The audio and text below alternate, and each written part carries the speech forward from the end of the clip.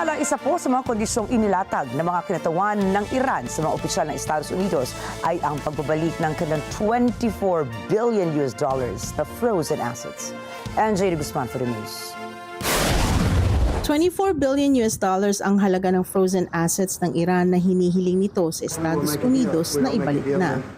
Ayon sa isang news agency sa Iran, ang kondisyon na ito ay inilatag ng Tehran bilang bahagi ng pakikipagnegosasyon nito sa Washington upang tuldukan na ang digmaan sa gitnang silangan. Hinihiling pa umano ng mga kinatawan ng Iran na i-release ng Estados Unidos ang kalahati ng frozen funds sa oras ng peace talks. Sinabi rin ng isang informant na malapit sa negotiating team ng Tehran na ang natitirang kalahati ng kanilang frozen asset ay ibibigay kasabay ng pag-anunsyo sa 14-point Memorandum of Understanding.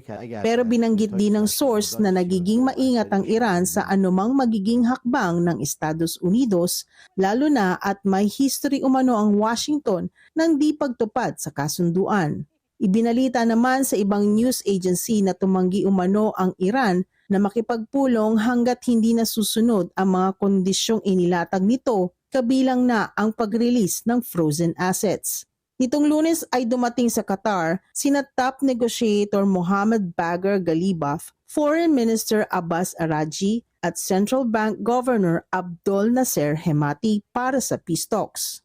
Naniniwala ang ilang political scientists na ang pagdating nila Ghalibaf sa Qatar ay para talakayin kung ano ang magiging hakbang para sa unang phase ng fund release ng Washington. NJ Guzman, Net 25 Americas para sa Mata ng Agila International, Trusted, Connected, On Point.